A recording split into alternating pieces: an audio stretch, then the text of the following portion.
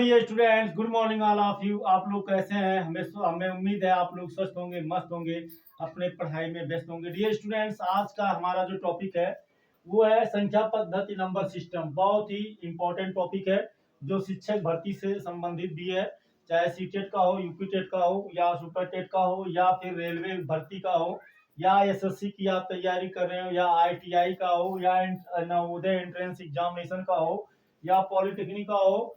तो ये सभी प्रकार के परीक्षा के लिए उपयोगी है। तो सीधे हम नंबर सिस्टम से रिलेटेड कुछ महत्वपूर्ण क्वेश्चन को हम लिए हैं जो मतलब कई एग्जाम में पूछे गए हैं।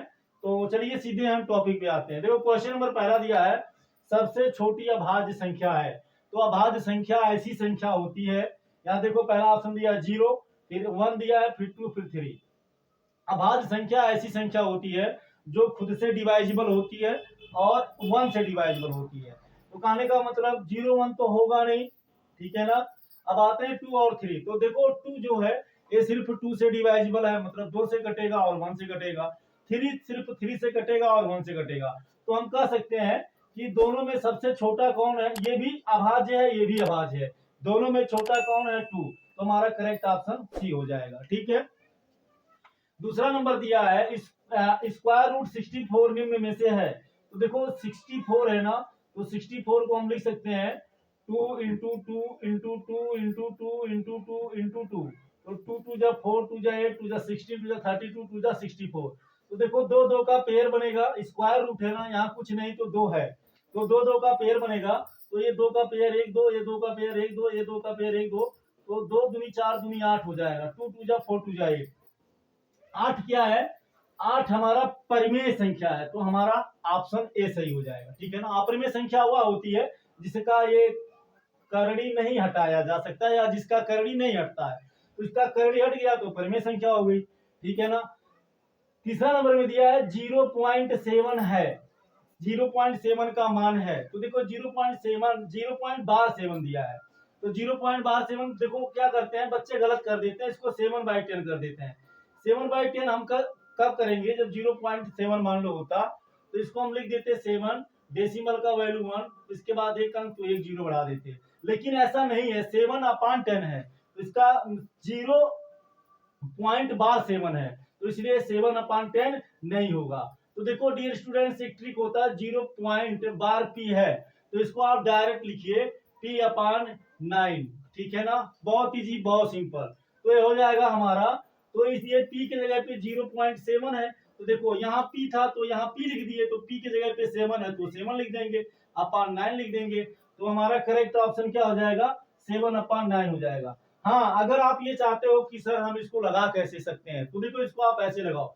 देखो 0.7 है, इसको आप लिख सकते हो, मान लो इसको बार 7 है, इसको लेट कर लो कि x इक्वल टू 0.7 का मतलब 7 7 बार बार आ रहा है, तो 7 7 7 7 7 डॉट डॉट, इसको एक मानिए। अब देखो दशमलव के बाद एक अंक है ना, तो इसको हटाने के लिए क्या करो आप, दशमलव का मान 1 और दशमलव के बाद एक अंक पे बार लगाया तो एक 0 रहा है, यानी 10 का गुणा दोनों तरफ करेंगे। तो 10 का गुणा x में करेंगे 10x, और 10 का गुणा जब इसमें करेंगे तो ये 7 बाहर हो जाएगा, 0.777 डॉट डॉट, समीकरण नंबर 2।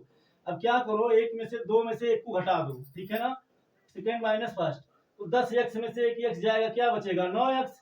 और देखो पॉइंट के बाद 7 7 यहाँ भी है, पॉइंट के बाद 7 7 यहाँ भी है, ऊपर भी, तो इससे कट जाएगा, क्या बचेगा? 7 बचेगा। तो या x बराबर हो जाएगा 7/9। तो ये हो गया हमारा ऑप्शन। कैसे आप लगाओगे, ठीक है ना।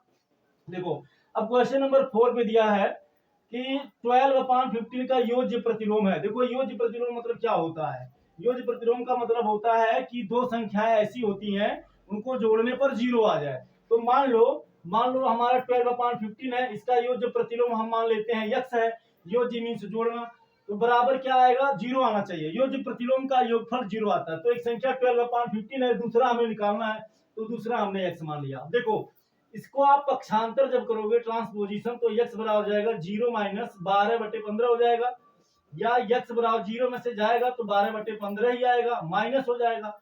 तो ये हमारा करेक्ट ऑप्शन क्या हो गया? -12/15। अब देखो इसको ट्रिक से कैसे लगाएंगे।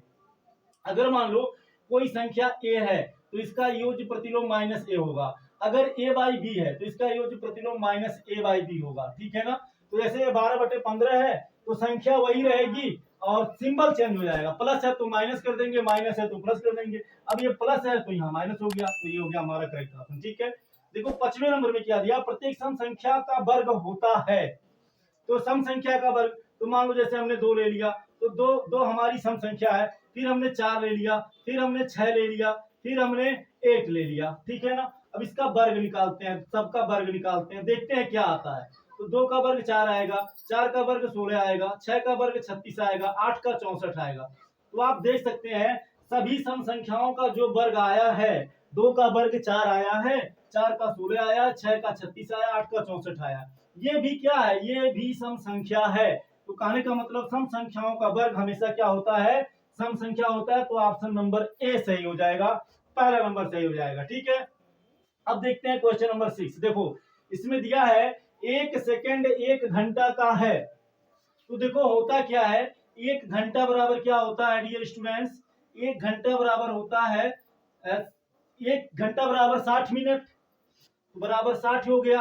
अब 1 मिनट बराबर 60 सेकंड, तो गुणे 60 हो जाएगा, तो ये बराबर कितना हो गया 3600 सेकंड, यानी 1 घंटा बराबर 3600 सेकंड। तो 1 सेकंड बराबर क्या हो जाएगा 1/3600, है ना, 1/3600 क्या हो जाएगा घंटा।